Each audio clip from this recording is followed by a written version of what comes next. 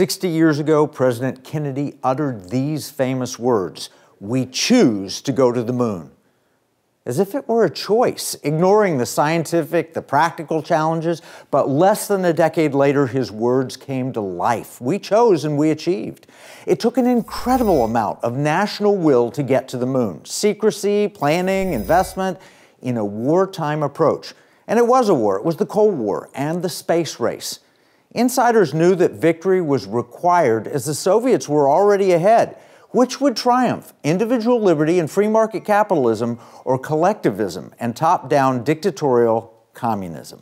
History shows that the Americans were first on the moon, and eventually we won the Cold War.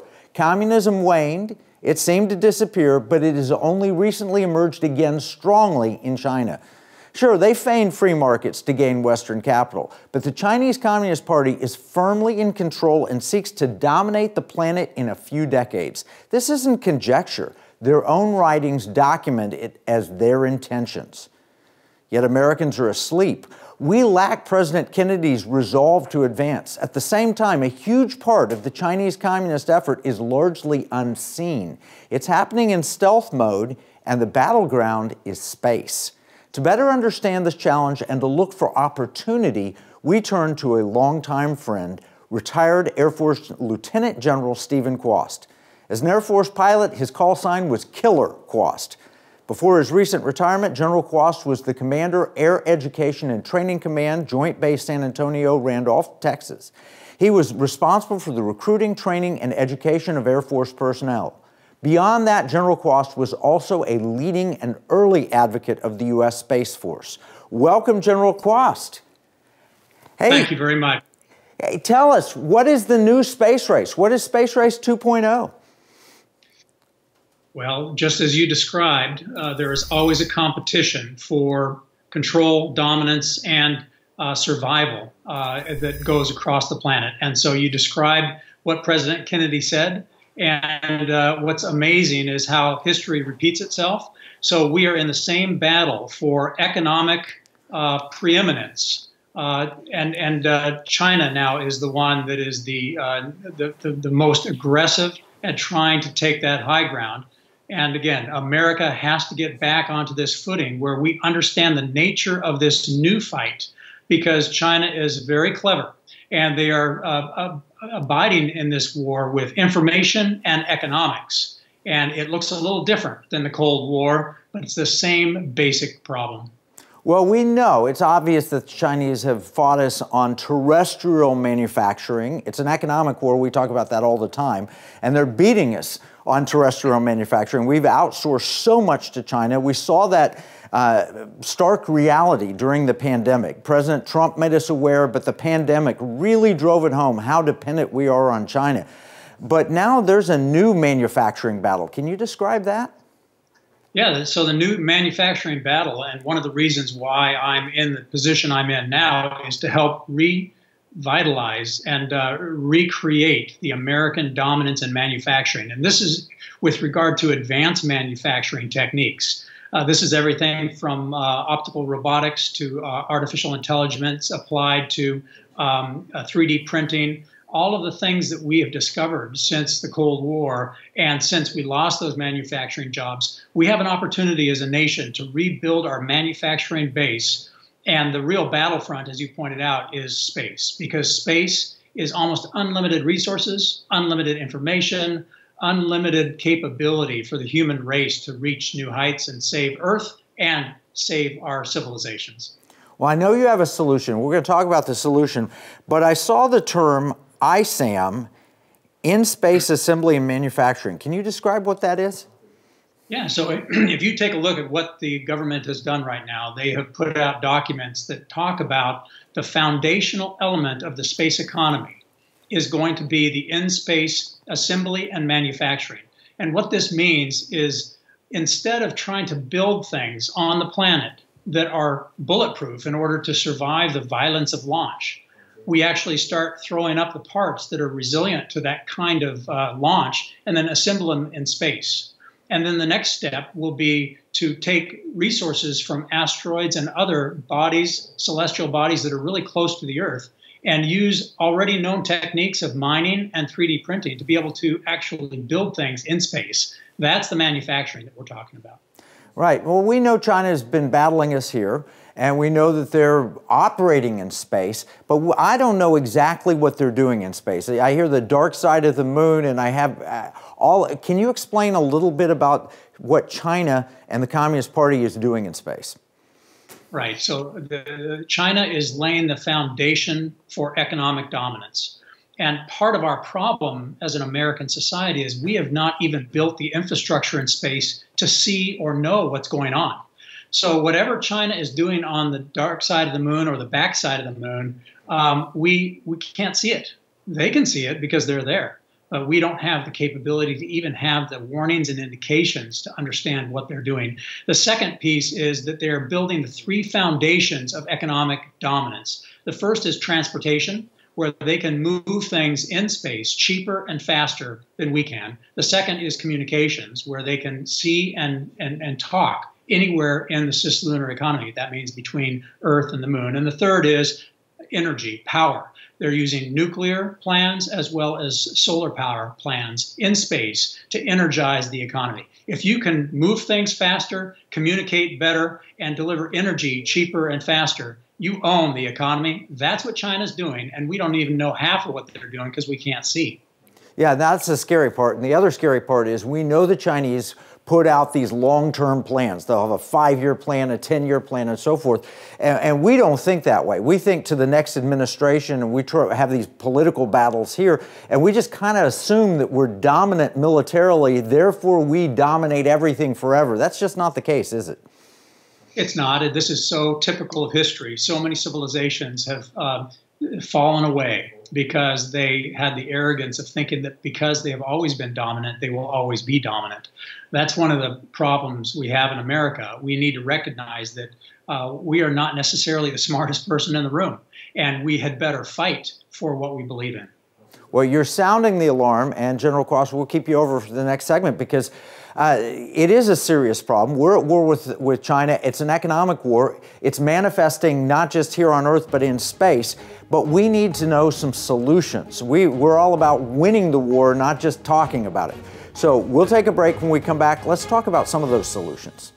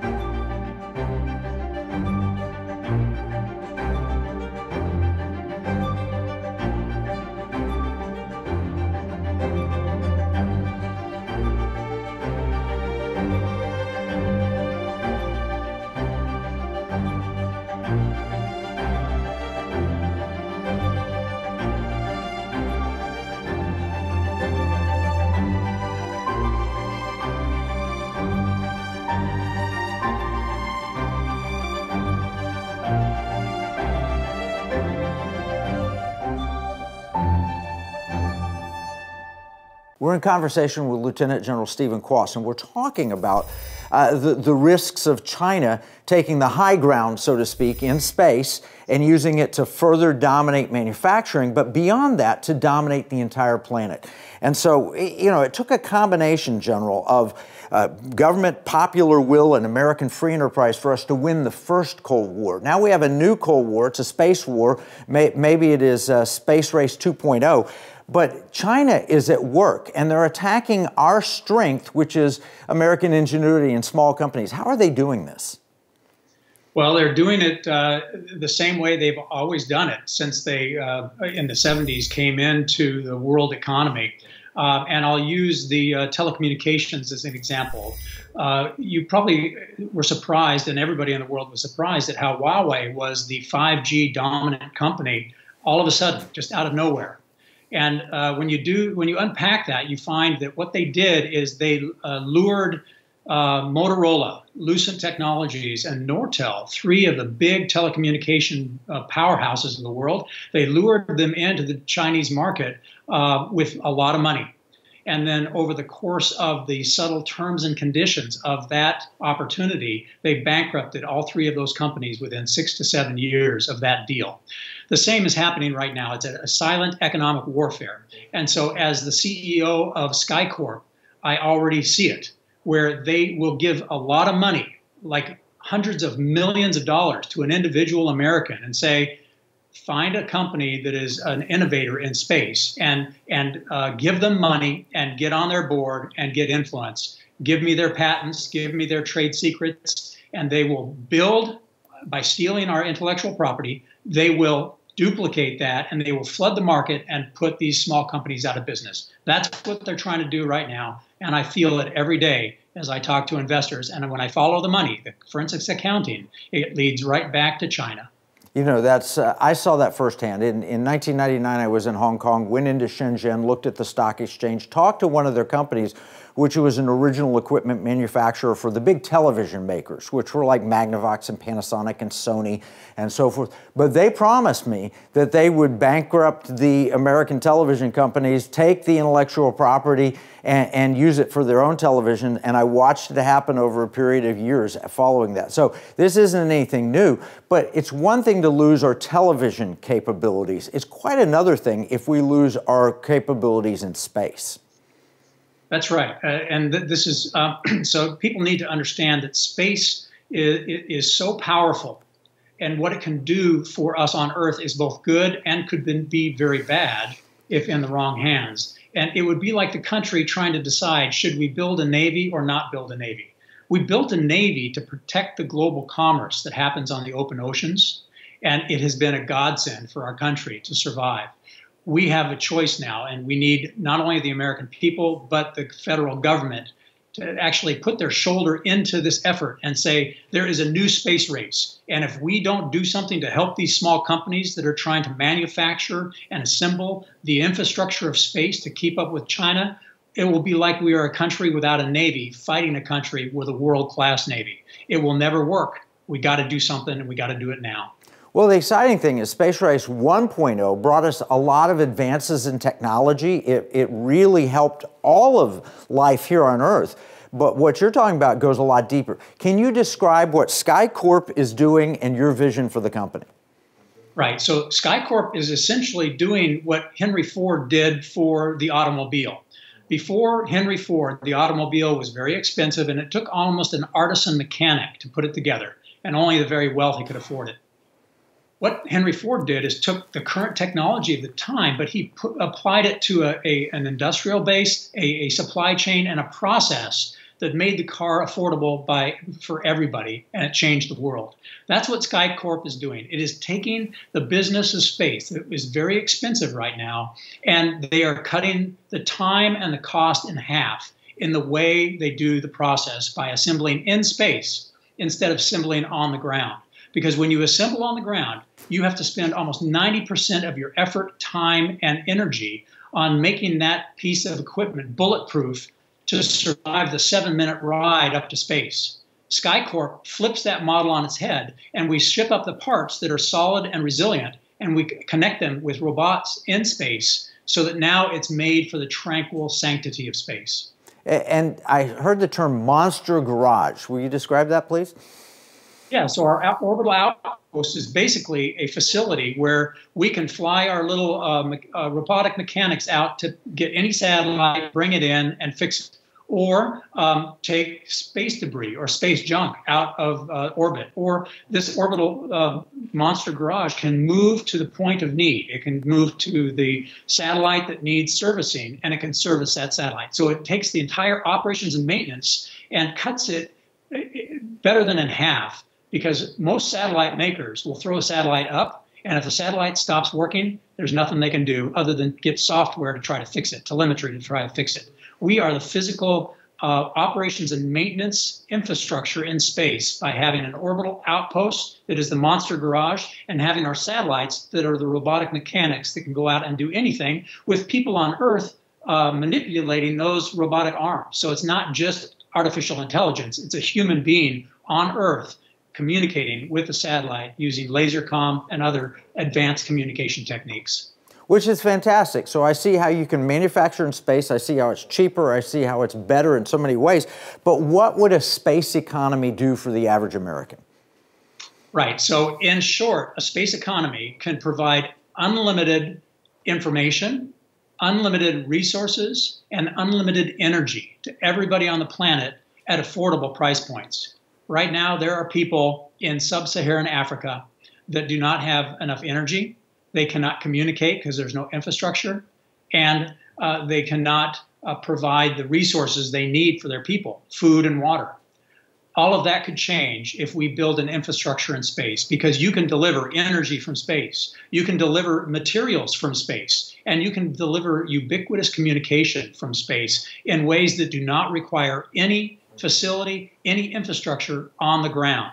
So now a young woman in Sudan can communicate in ways she's never communicated before. She has energy and she has the resources to actually do something with her life to make it better. It's powerful, and America can lead that invention. Well, America has to lead that invention. If we don't, it will be locked down, controlled, and it'll be for the benefit of a few elite in the Chinese Communist Party. I mean, that's the beauty of America, is we bring liberty to the planet. You know, we're not perfect. We've had, troubled history at times, but still, the exceptionalism of America is to bring individual liberty, not just for ourselves, but everyone we touch. And that's the dream, and that's the goal. And that's what I love about SkyCorp, and the fact that you're leading it is you're going to do that. We're going to need to take another break, but General Kwast, when we come back, let's talk about how we can help SkyCorp.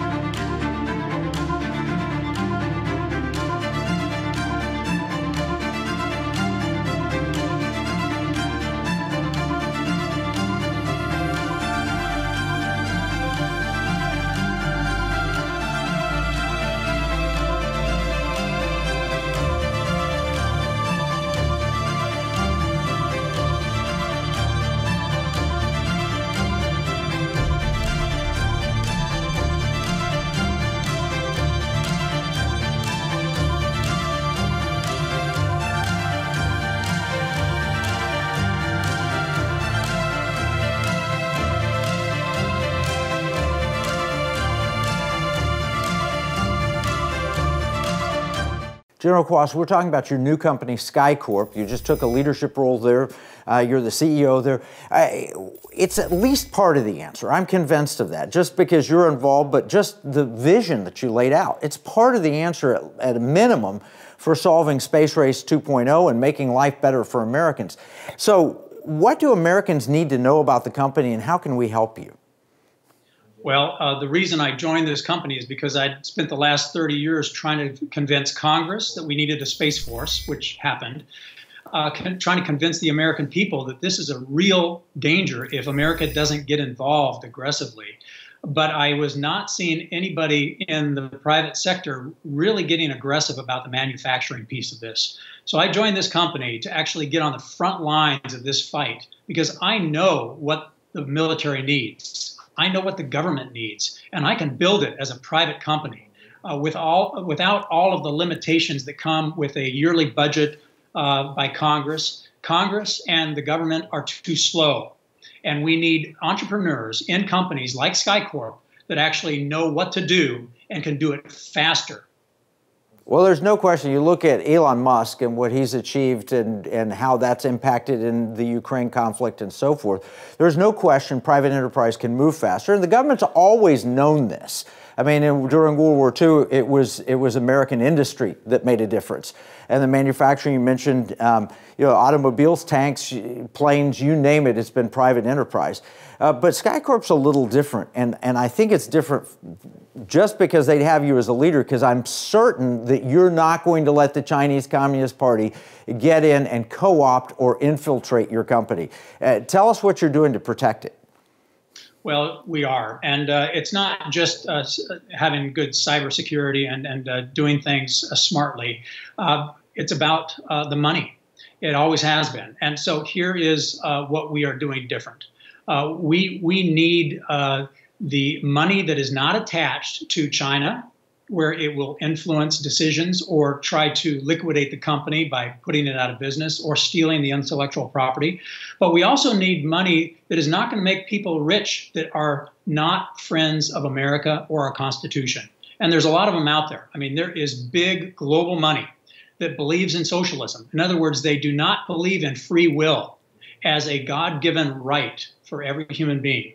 And this is why we have tyrants and despots that put pressure on people to comply and to obey.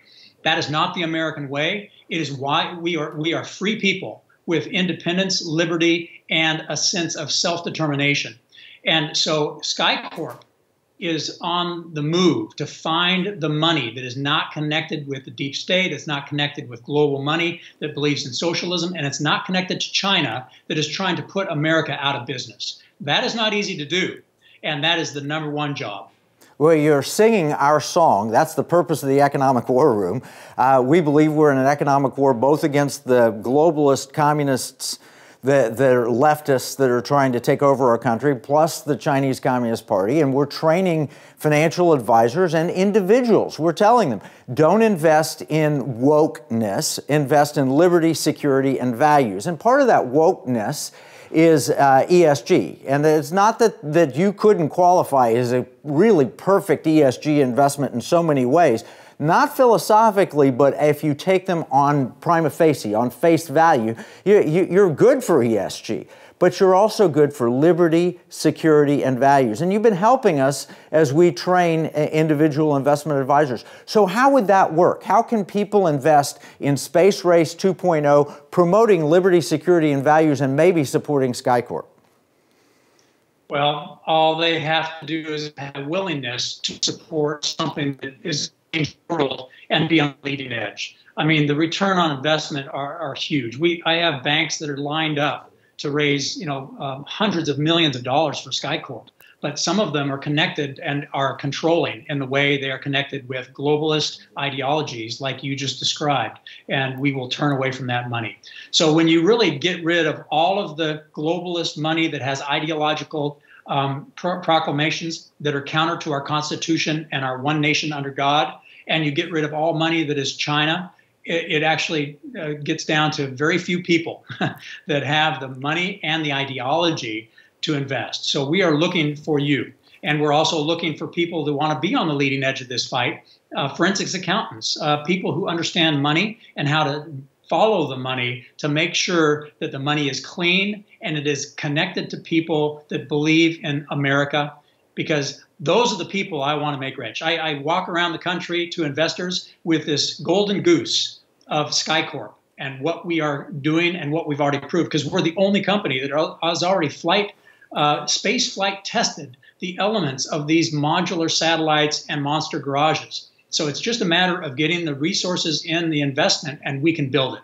We know it works. It's been proven on the International Space Station. But finding money that is clean is the hard part. And if you want to help with that, you just contact me through either you and this Economic War Room or at Kwast at skycorpinc.com.